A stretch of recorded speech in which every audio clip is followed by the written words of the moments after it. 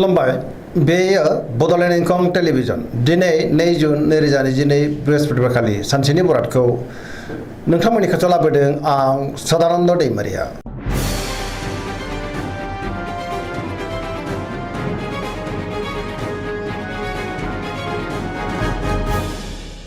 सिगां फरायनो लादों मेष राशि गिबि हांखो अ ल। दिनैनि साना मोजां आरो गाज्रिनि गेजेरजों बाबेनलांगोन। मोजां आरो गाज्रिखौ सायख'नो रोंनाय नङा। गोसोआव नेगेटिभ साननाय फैगोन। गुबुननि थाखाय नाङा-फाङा जेंनायाव गोग्लैनांनोबो हागौ। सांग्रां जानांगोन। गोसोखौ दिनै जोबोर गुलुं-गुजुं मोनगोन। मावनो लानाय खामानिखौ मावफुंनो हागोन। देहायाबो मोजाङैनो थागोन। रांखावरियाव मोजां, नाथाय अब्लाबो खरसायाबो बांगोन। बेफार फालांगियाव मोजां होनजायो। आयाबो बांगोन। समाजाव मान मोनगोन। न'खराव एना-एनि फैनो हागौ। बहाबा बेरायहैनो एबा हान्थिनो खाबुबो मोननो हागौ। लाइमोनफ्रा दिनै जोबोर रमान्टिक जागोन। फरायसाफ्रा फरायनायाव गोसो दुंखांगोन आरो मोजां फिथाइ मोनगोन। धोरोमारि बिथिङावबो दिनै गोसो दुंखांगोन।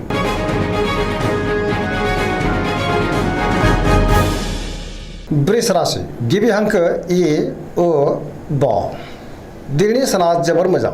हरखाबै गुबुननि हेफाजाब मोननानै गोसोखौ दिनै जोबोर गोजोननाय मोनगोन। गोसोआव बोलो बांगोन। मावनो लानाय खामानिखौ थि समावनो आरो गोरलैयैनो मावफुंनोबो हागोन। समाजाव मान मोनगोन। रांखावरियाव दिनै जोबोर मोजां। मोननो गोनां धोनखौ मोननो हागोन। बेफार फालांगियाव जोबोर मोजां मुलाम्फा मोनगोन। आयाबो बांगोन।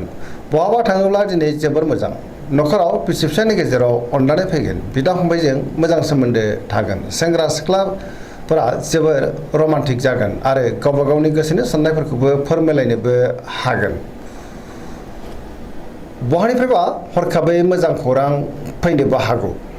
फरायसाफोरा दिनै फरायनायाव गोसो दुंखांगोन आरो मोजां फिथाइ मोनगोन। पजिटिभ एनार्जिनि गोहोमबो गोग्लैगोन। गोसोनि साननाय आरो लुबैनायफ्रा दिनै मोगथाङाव जाफुंगोन।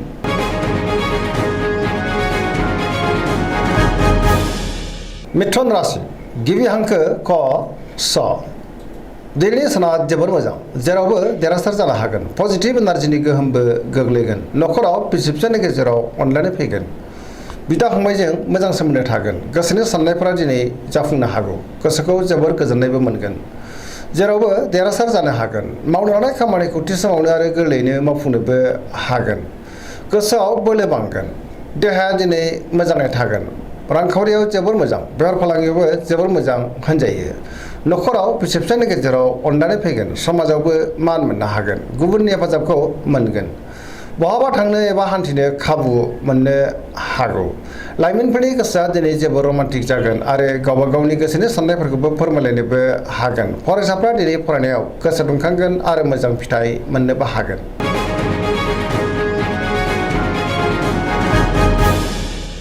कर्कट राशि गिबि हांखो ड ह। दिनैनि साना मोजां आरो गाज्रिनि गेजेरजों बाबेनलांगोन। बयनिबो अनसायनाय मोनगोन। गोसोखौ जोबोर गोजोननायबो मोनगोन। गुबुननि थाखाय जेंनायाव गोग्लैनांनो हागौ। सांग्रां जानाया गाहाम।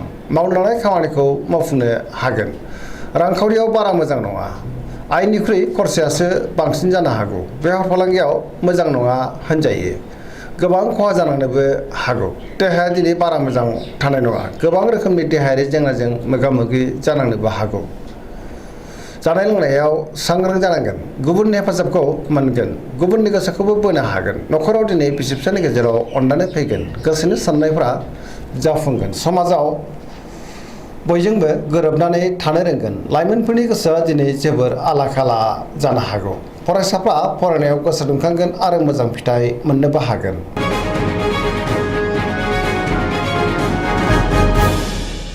सिंह राशि गिबि हांखो म ट। दिनैनि साना जोबोर मोजां।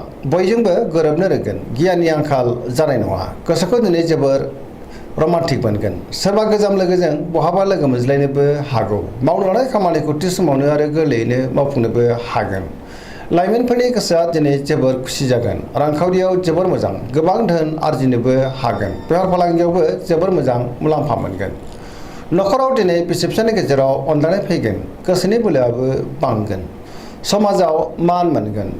गुबुननि गोसोखौ गोरलैयैनो बोनो हागोन। सेंग्रा-सिख्लाफ्रा जोबोर मोजां खौरां मोननो हागोन। फरायसाफ्रा दिनै फरायनायाव गोसो दुंखांगोन आरो मोजां फिथाइ मोननोबो हागोन।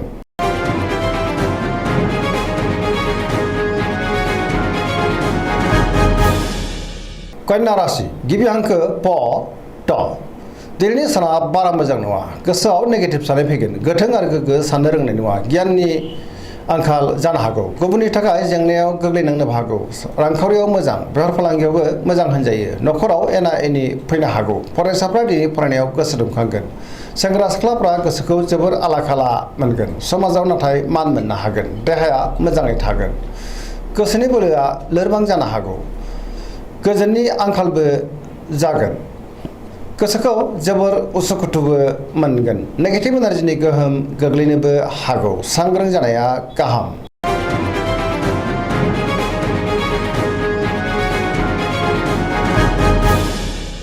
तुला राशि गिबि हांखो र ट दिनैनि साना बारा मोजां नङा गोसोखौ दिनै जोबोर लोरबां मोनगोन सोरजोंबा रायखोमा जानोबो हागौ गोबां खामानि मावनो हानाय नङा गोसोनि साननाया जाफुंनाय नङा मावनो लानाय खामानिखौ मावफुंनो गोब्राब जागोन देहाया मोजाङै थागोन रांखावरियाव मोजां मोननो गोनांथिखौ दिनै मोननो हागोन न'खराव बिसि फिसायनि गेजेराव अनलायनाय फैगोन बिदा फंबायजों मोजां सोमोन्दो थागोन बिमा बिफानि अननाय आरो बोरखौ मोनगोन बेफार फालांगियाव मोजां फरायसाफ्रा दिनै फरायनायाव गोसो दुंखांगोन आरो मोजां फिथाइ मोननोबो हागोन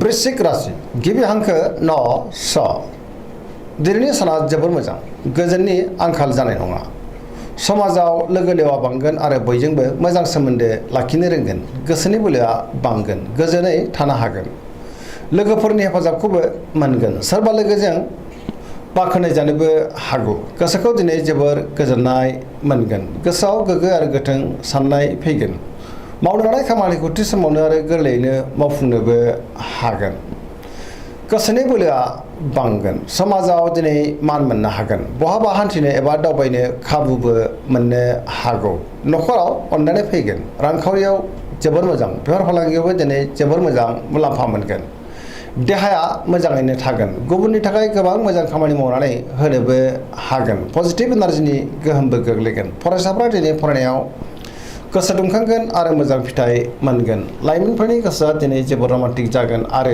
गावबा गावनि गोसोनि साननायखौबो फोरमायलायनोबो हागोन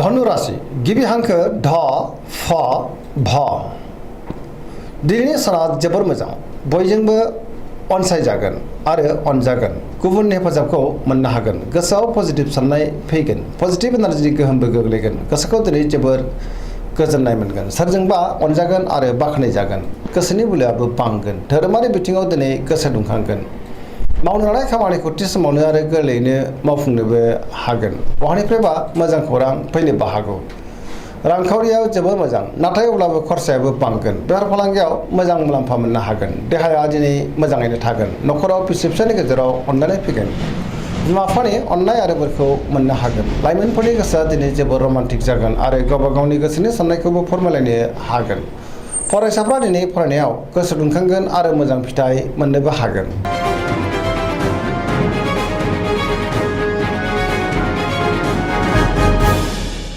मकर राशि गिबि हांखो ख ज दिनैनि साना बारा मोजां नङा बहानिफ्रायबा हरखाबै गाज्रि खौरां फैनोबो हागौ गोसोखौ दिनै जोबोर गिलुं गिलुं मोनगोन देहाया मोजाङै थागोन अब्लाबो नाथाय जानाय लोंनायाव सांग्रां जानांगोन गोसोनि साननायफ्रा जाफुंगोन रांखावरियाव जोबोर मोजां मोननो गोनांखौ दिनै मोननो हागोन बेफार फालांगियाव जोबोर मोजां मुलाम्फा मोनगोन गुबुना नाथाय खहा खालामनो नाजागोन सांग्रां जानाया गाहाम सोरजोंबा रायखोमा जानोबो हागौ मावनो लानाय खामानिखौ थि समावनो आरो गोरलैयैनो मावफुंनोबो हागोन नेगेटिभ एनार्जिनि गोहोमबो गोग्लैनो हागौ लाइमोनफोरनि गोसोआ दिनै जोबोर आला खाला जागोन गुबुननि अनसायनाय मोननाय नङा धोरोमारि बिथिङाव गोसो दुंखांगोन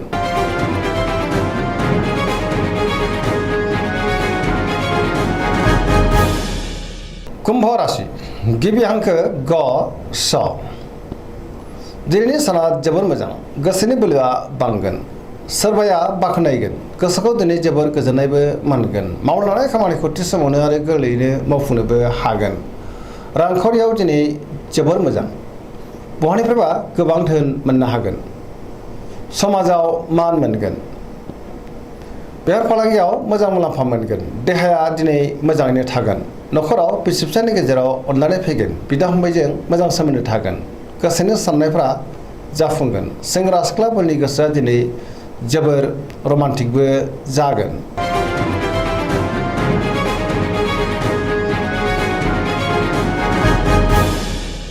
मीन राशि गिबि हांखो ड स दिनैनि साना जोबोर मोजां गोसोआ जोबोर गोजोनगोन जेरावबो जाफुंसार जानो हागोन गोबां मोजां खाबुबो फैनो हागौ माबा मोनसे मोजां खौरां मोनगोन गोदान बिबान मोननो एबा रुजुननांनोबो हागौ गोसोखौ दिनै जोबोर गोजोननायबो मोनगोन गोसोनि बोलोआ बांगोन देहाया दिनै मोजाङैनो थागोन रांखावरियाव दिनै जोबोर मोजां मोननो गोनांफोरखौ मोननो हागोन बेफार फालांगियाव दिनै जोबोर मोजां मुलाम्फा मोनगोन न'खराव बिसि फिसायनि गेजेराव अनलायनाय फैगोन गुबुननि थाखाय गोबां मोजां खामानि मावनानै होनोबो हागोन गोसोआ जोबोर रमान्टिक जागोन गोसोनि साननायखौ गुबुननो फोरमायनोबो हागोन पजिटिभ एनार्जिनि गोहोमबो गोग्लैगोन गोसोनि साननाय आरो लुबैनायफ्रा दिनै मोगथाङाव जाफुंगोन सरासनस्रायै दिनै साना जोबोर मोजां आरो मोजाङैनो बारग'लांगोन दिनैनि राशि फरायनाया एसेनोसै जोबनायाव बेखौनो खावलायो जाहाथे नोंथांमोना सानफ्रामबो जोंनि बे बड'लेण्ड इंखं टेलिभिजनखौ नायबाय थायो आरो साबस्क्राइब खालामो लोगोसे लाइक खालामो आरो शेयार खालामो